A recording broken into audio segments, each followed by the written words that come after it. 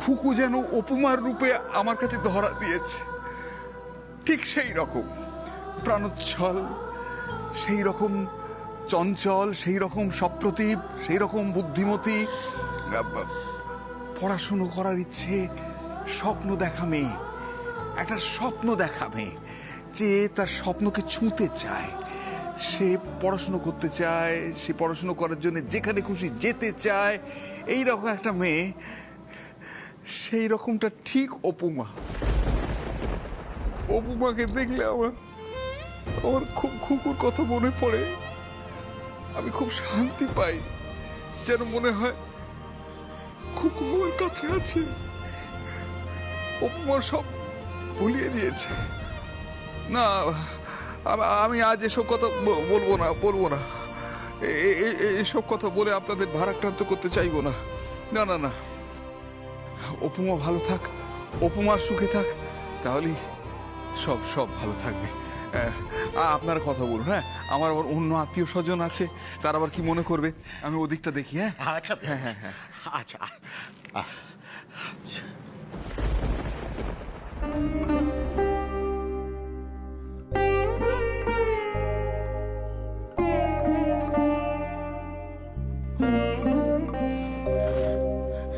হ্যাঁ গো, কথা হয়েছে বেয়ানের সাথে? কি বলেন উনি? রাগ করেননি তো? গয়নাগুলো দিয়েছো? আর বলেছো তো যে প্রয়োজন পড়লে আমরা আরো দেওয়ার চেষ্টা করব, শুধু আমার অপুটার সাথে যাতে খারাপ ব্যবহার না করে। হ্যাঁ গো, কি বলো না? হ্যাঁ বলেছি, দিয়েওছি। কিন্তু কি জানো তো পরমা, দেখো এটা তো কোনো স্বাভাবিক বিয়ে নয়, স্বাভাবিক বিয়ে তো নয়, একটা অকস্মাৎ ঘটে যাওয়া বিবাহ। আমার অপুটা যে এইরকম একটা ঘটনা ঘটিয়ে বিয়েটা করবে, তাই আমার কপালে যা আছে তাই তো হবে। কথা শুনতে হচ্ছে, তাই হলো আমাকে কথা শুনতে। বাবা বাবা বলছি, ওই দীপুর মা তোমাকে অনেক কথা শুনিয়েছে, তাই না? হ্যাঁ রে বাবা, আসলে আমি যে মেয়ের বাপ, কি করব বল, যুগে যুগে মেয়েদের বাপদের যেরকম অবদমিত হয়ে থাকতে হয়, কথা শুনতে হয়, আমাকেও তাই হলো। কি আর করা যায়? তবে তবে আমি চাই, সব বাপ মাদের মতো আমিও চাই যে আমার সন্তান যেন থাকে দুধে ভাতে, আমার অপু সুপু এরা যেন সুখী হয়, শান্তিতে যেন সংসার করে, এটুকুই আমার চাওয়া। তুমি কোনো চিন্তা করো না বাবা, দেখবে অপু খুব ভালো থাকবে, আরও সুপুকেও খুব ভালো রাখবে। আমারও তো তাই বিশ্বাস রে বাবা। ঈশ্বরের কাছে প্রার্থনা করি মেয়ে দুটোকে যেন আমার সুখী করে।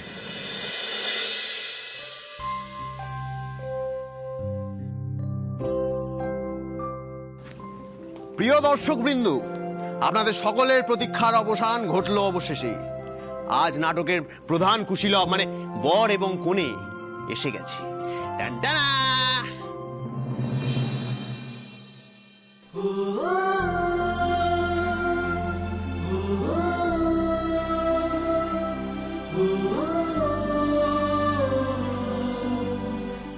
বড়মা,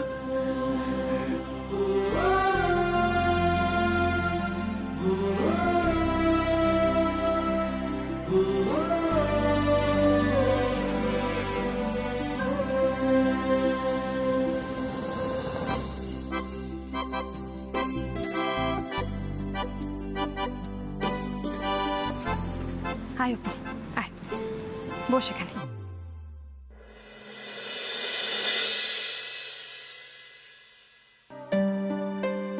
বর আর কনে তো এসে গেল, কিন্তু মা মাসিমণি কই? মা, ও মা! বাহ, কি সুন্দর দেখতে হয়েছে নতুন বউকে। ও, ওই বুঝি তাহলে সেজ বৌমার বোন? হ্যাঁ, আমাদেরই সুপর্ণার বোনও।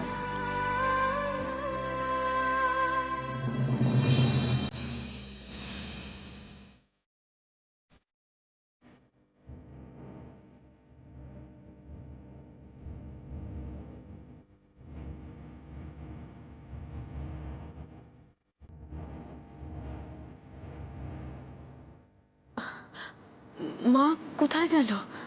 মা কি আমার ব্যাপারে সব জেনে গেল?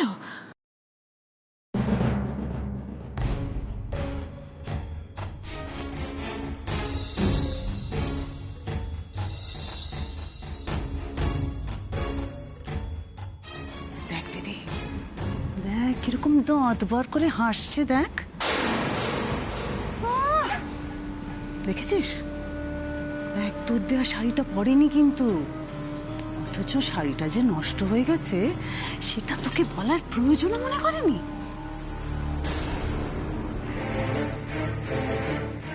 ভাঙবে ভাঙবে, তোর তোর সোনার সংসারটা ভেঙে চুরমার করে দেবে মেয়েটা। আজ আমি বলে দিলাম, কিন্তু আমার কথাটা তুই মিলিয়ে নিস। যে একটা শাড়ির মর্যাদা রাখতে পারবে না, সে তো সংসারের মর্যাদা রাখবে কি করে? আমি বলছি। অপু, মা আসছেন, যা গিয়ে প্রণাম কর।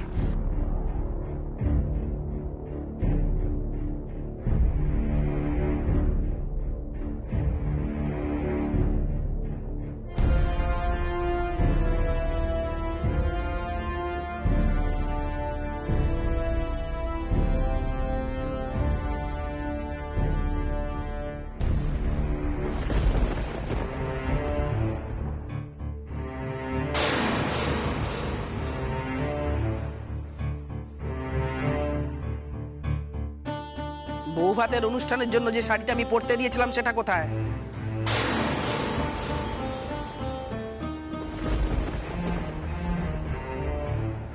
মা, আমি তোমাকে বলছি। আমি যাকে প্রশ্ন করেছি উত্তরটা তার কাছ থেকেই শুনতে চাই।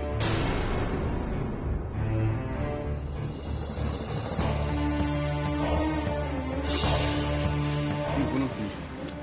আহা, একবারই লোক থই থই করছে অবলা, এর মধ্যে তোমার নতুন বৌমার সঙ্গে এভাবে কথা না বললেই নয়। শাড়ি তো একটা ব্যাপার, তাতে পরেছে তো কি হয়েছে? জামাই বাবু, আপনি দয়া করে মেয়েটাকে অত প্রশ্রয় দেবেন না। তুমি দয়া করে তোমার দিদিটিকে আর উস্কানিটা দিও না। আজকের দিনটার জন্য সেন্ট্রিয়েটটা নাই করলে। আমি যে প্রশ্নটা করেছি তার উত্তরটা দাও। দেখলেন তো দীপু বাবু, আমি আপনাকে আগেই বলেছিলাম আন্টি ওয়ান আমাকে প্রশ্ন করবেনই করবেন। বলেছিলাম, সত্যিটা আগে থেকেই বলে দিই। কি হলো? আমার দেয়া শাড়িটা পরা হয়নি কেন সেটা আমি জানতে চাই।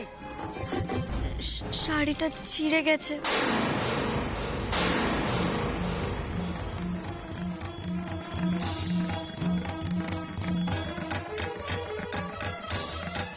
সে কি, নতুন শাড়ি ছিঁড়ে গেছে মানে?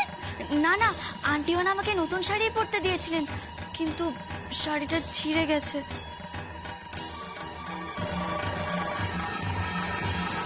আচ্ছা, শাড়ি কি এমনি এমনি ছিঁড়ে যায়? নিশ্চয়ই শাড়ির সঙ্গে দস্যিপনা করেছো। তুমি নিশ্চয়ই শাড়িটা ছিঁড়েছো।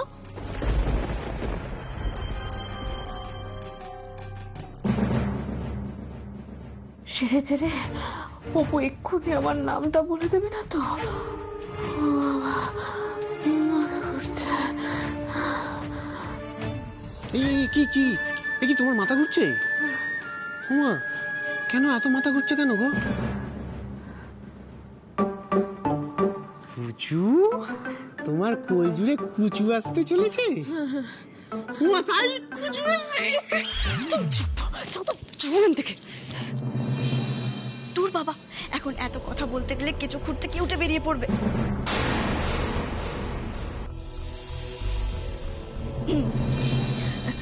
যাই হোক, এখন আর এত কিছু বলে লাভ নেই তো। শাড়িটা ছিঁড়ে গেছে, হয়তো আমার দোষেই ছিঁড়ে গেছে। আর সবাই বলল বৌভাতের মতো শুভ অনুষ্ঠানে এরকম ছেঁড়া শাড়ি পরে যেতে নেই, তাই তো ওই শাড়িটা আর পরলাম না। আর সেই জন্য দীপু বাবু আমাকে এই নতুন শাড়িটা এনে দিলেন। না মা, আমি বলছি শাড়িটা ছিঁড়ে ফেলেছি, কি করব বলুন? দোষ করে ফেলেছি, আপনি আমার এর জন্য শাস্তি দিন। আমি কান ধরছি, দেখুন। নাটকটা বন্ধ হলে ভালো হয়। নিজের দোষ ঢাকতে এখন নাটক করা হচ্ছে। দীপু, ওকে আমি এর জন্য কোনোদিনও ক্ষমা করবো না, কখনো না, বলে দেয়। আপনি না মা, আন্টি ওয়ান, মা হয়ে আপনি এই মেয়ের ছোট্ট দোষ ক্ষমা করতে পারবেন না বলুন?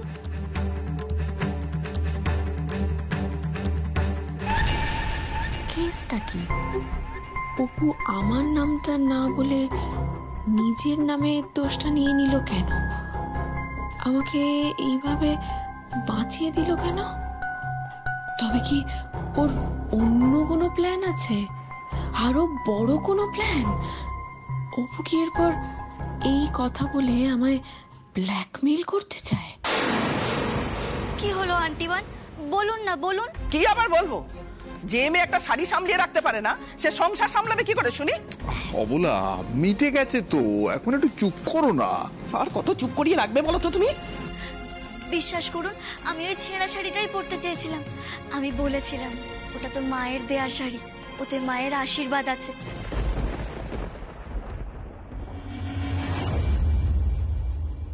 কিন্তু তাও সবাই বারণ করলো যে। হ্যাঁ, সবার কথার দাম আছে, শুধু আমার মতামতের কোনো দাম নেই। দেখছেন তো বেআই মশাই, একটু আগেই না আপনি বললেন যে ওকে নিজের মেয়ের মতো করে বুকে জড়িয়ে ধরে ভালোবাসতে। কি করে ভালোবাসবো বলুন? আজকে যদি এই শাড়িটা নিজের মায়ের হতো, ছিঁড়ে ফেলতে পারতো?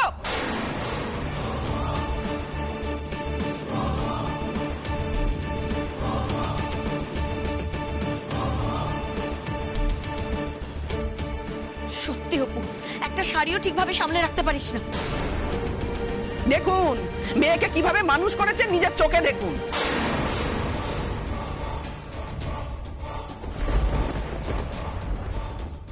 এইসব ঝামেলার মধ্যে দিদি ভাইটা আবার কোথায় গেল? যাই খুঁজে নিয়ে আসি। দেখো দেখো, তুমি এরকম করো না। তুমি কেন করছো এরকম আমার সাথে? তুমি ওকে কেন ফাঁসানোর চেষ্টা করছো? কেন কেন এরকম করছো? কি বলতে চাইছো কি তুমি?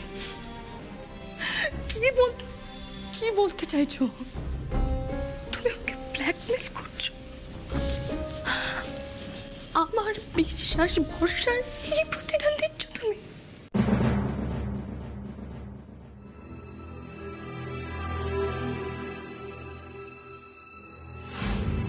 তুমি আমাকে ভয় দেখাচ্ছ?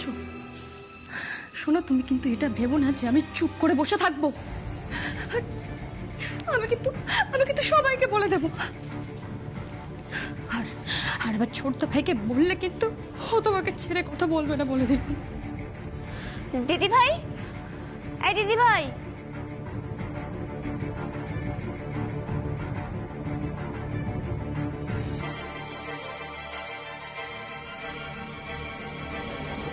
আচ্ছা কেন কেন করছো তুমি এরকম? কেন? আমি কিন্তু আমি বর্ষা, তুই আমাকে দেখে এরকম ভূত দেখার মতো চমকে উঠলি কেন? আর ছোটদা ভাই, ছোট বৌদি সবাই তো রেডি হয়ে বসার ঘরে চলে গেছে, তুই এখানে একা একা কি করছিস? চল আমার সাথে। বর্ষা, তুই জানা আমি আসছি। এ কি দিদি ভাই, তোর চোখে জল? কোথায়? না তো। বললেই হলো, আমি দেখলাম তুই কাঁদছিলি। আরে বাবা, তুই ভুল দেখেছিস। আমি ভুল দেখিনি, আমি স্পষ্ট দেখেছি তুই কাঁদছিলি। আর তুই কারোর সাথে ফোনে একটা কথা বলছিলি। কার সাথে ফোনে কথা বলছিলি তুই? আমি কার সাথে কথা বলবো কি বলবো না সেই কৈফিয়ত কি তোকে দিতে হবে? বর্ষা, তুই কিন্তু এটা ভুলে যাস না যে তুই আমার থেকে বয়সে ছোট, আর ছোট হয়ে এরকম দিদিগিরি সবসময় ফলানোর চেষ্টা করবি না। আরে বাবা, আমি দিদিগিরি ফলাইনি, তুই কাঁদছিলি দেখে আমার টেনশন হলো, সেজন্য আমি তোকে জিজ্ঞাসা করলাম যে তুই কার সাথে ফোনে কথা বলছিলি। তুই লুকিয়ে আমার কথা শুনছিলিস? আমি ইচ্ছে করে শুনিনি, আমি তোকে ডাকতে এসেছিলাম, তখন দেখলাম তুই কার সাথে একটা ফোনে কথা বলছিস, ঝগড়া করছিস বলে মনে হলো, সেই জন্য আমি তোকে জিজ্ঞাসা করলাম। আরে না রে বাবা, আমি ঝগড়া করিনি। তাহলে তুই কাঁদছিলি কেন? ও আচ্ছা, ওই ছেলেটা ফোন করেছিল না, তুই ওই ছেলেটার সাথে ঝগড়া করছিলি নিশ্চয়ই। ও কি তোর সাথে দেখা করতে চাইছিল নাকি? হ্যাঁ, তুই ঠিকই বলেছিস, ও দেখা করতে চাইছিল। তা ওকে তুই বলবি না যে বাড়িতে একটা বিয়ে বাড়ির অনুষ্ঠান চলছে, এখন তুই দেখা করতে পারবি না কদিন? আরে বাবা, বলেছি তো, যদি না শুনে এরকম অবুঝের মতো বিহেভিয়ার করে সেখানে আমি কি করব বলতো? আচ্ছা বর্ষা, তুই জান, আমি আসছি, তুই চা। না না, আমি তোকে নিয়ে যাব। ওদিকে ছোট বৌদির শাড়ি ছিঁড়ে যাওয়া নিয়ে না বাড়িতে হুলুস তুলুস কাণ্ড পড়ে গেছে। আর এখন যদি জেঠিমণি তোকে আর আমাকে দেখতে না পেয়ে আবার রেগে যায়, তখন তো আবার একটা অশান্তি হবে। তার থেকে বরং তুই আমার সাথে চল। তবে দিদি ভাই, তোকে আমি বারণ করেছি না তুই এরকম সবার সামনে কথা বলবি না, যদি কেউ শুনে ফেলে তখন কি হবে? আচ্ছা বাবা, পরের বার থেকে আমার মাথায় থাকবে কথাটা। তুই এবার যা, আমি আসছি, তুই যা না। না, আমি যাব না, আমি তোকে নিয়েই যাব, কারণ আমি চলে যাব, তারপর তুই আবার ফোনে ব্যস্ত হয়ে যাবি, কারণ ফোন থাকলে তোর তো কিছু মাথাতেই থাকে না। দেখে কোথা থেকে কি কথা শুনে নেবে, তখন আবার একটা অশান্তি হবে। এই, তোরা কোন অশান্তির কথা বলছিস রে?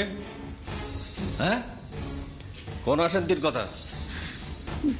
বাবা তুমি, হ্যাঁ, মিষ্টি কম পড়বে বলে মনে হচ্ছিল, তাই একখানি মিষ্টি নিয়ে এলাম। দেশে দেখি আমার দুই কন্যা এখানে দাঁড়িয়ে গুজুর গুজুর ফুসুর ফুসুর করছে। কি ব্যাপার? হ্যাঁ, সবাই তো বসার ঘরে, তোরা এখানে কি করছিস? কিছু না বাবা, এই তো যাচ্ছি। হ্যাঁ, আমরা ওই পড়াশোনা নিয়ে কথা বলছিলাম। বাবা, পড়াশোনা পড়াশোনা করে তো একেবারে উল্টে যাচ্ছিস। তুই যদিও বা একটু আধটু পড়াশোনা করিস, কিন্তু মেঘা পড়াশোনার কথা বললে আমি মোটেই বিশ্বাস করব না। হ্যাঁ বাবা, আসলে বর্ষাই তো বলছিল যে সামনে ওর পরীক্ষা, আর এই বিয়ে বাড়ির জন্য ওর পড়াশোনারও অনেক ক্ষতি হয়ে গেছে।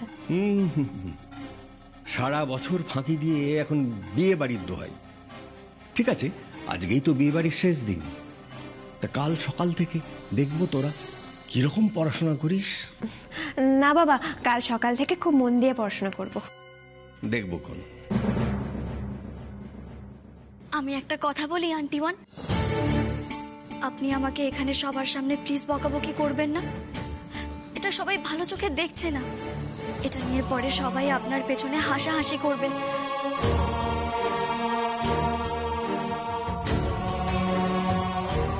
আর আমি চাই না আপনাকে নিয়ে কেউ আলোচনা করুক, তাই বলছি আপনি না হয় পরে আমাকে বেশি করে বকে দেবেন। একেবারে ঠিক কথা বলেছি বৌমা। আর সব পরে আপনারা সব নতুন বৌমার সঙ্গে আলাপ করুন, খেতে আসুন, তারপর খেতে আসুন। চলো বলো, চলো। আরে জ্যোতি, তুমি দাঁড়িয়ে আছো কেন? এসো, ওদিকটা আমাদের দেখতে হবে না, আমরা ছাড়া আছে কে? দয়া করে আর অশান্তিটা বাঁধিও না, আমি হাত জোড় করে অনুরোধ করে গেলাম। দেখলেন তো, এই কারণেই আমি সব সময় সত্যি কথা বলতে বলি। আপনি এবার দয়া করে চুপ করুন, আর সবার দিকে তাকিয়ে উপহারগুলো নিন, আর একটু হাসুন প্লিজ। ঠিক আছে। ব্যাপার বলতো দিদি, শাড়িটা নষ্ট হলো কি করে? কি জানি বাবা, বুঝতে পারছি না। আমি শিওর মেয়েটা ইচ্ছে করে শাড়িটা ছিঁড়ে ফেলেছে। কিন্তু কেন এমন করবে? আরে তোকে অপমান করবে বলে, তোর দেয়া শাড়িটা পছন্দ হয়নি বলে, সিম্পল। বুঝতে পারছিস না কেন? ঠিক আছে, আমি দেখছি।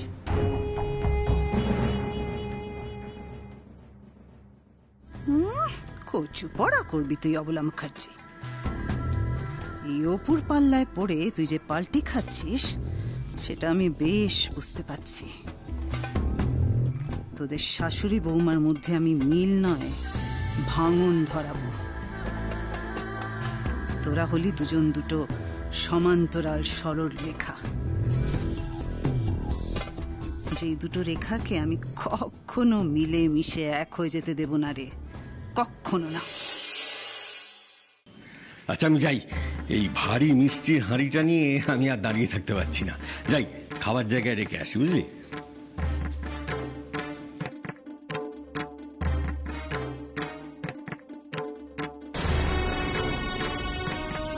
আচ্ছা, তোরা আমার কাছ থেকে কিছু লুকোচ্ছিস না তো?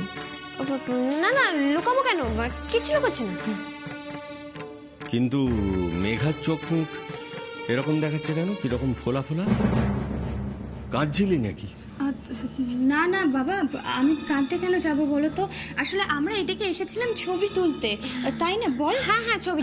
হ্যাঁ, আর তাছাড়া আমার বন্ধু বান্ধবরা ওরা সবাই ফোন করছিল আমরা কিরকম এনজয় করছি সেটা জানার জন্য।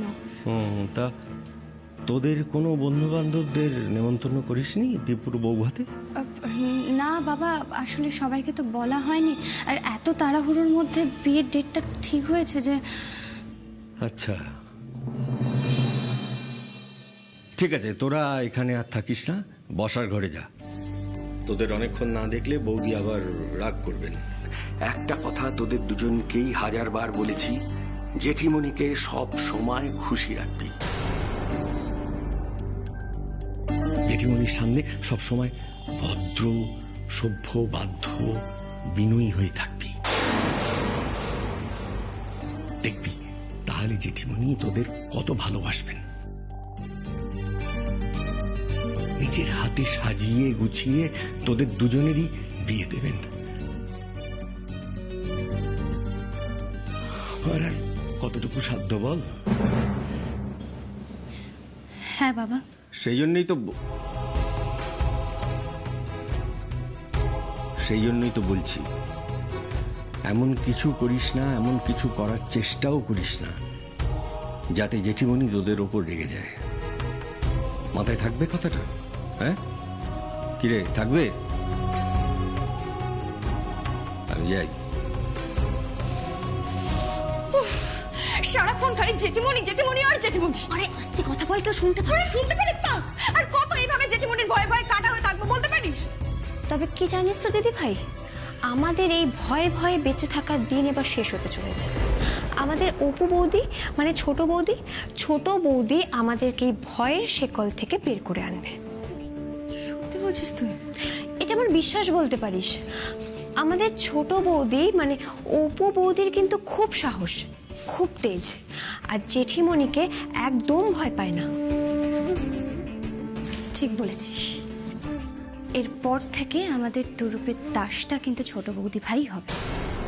ছোট বৌদি ভাইকে দিয়েই আমরা বিড়ালের গলায় ঘন্টাটা বাঁধব।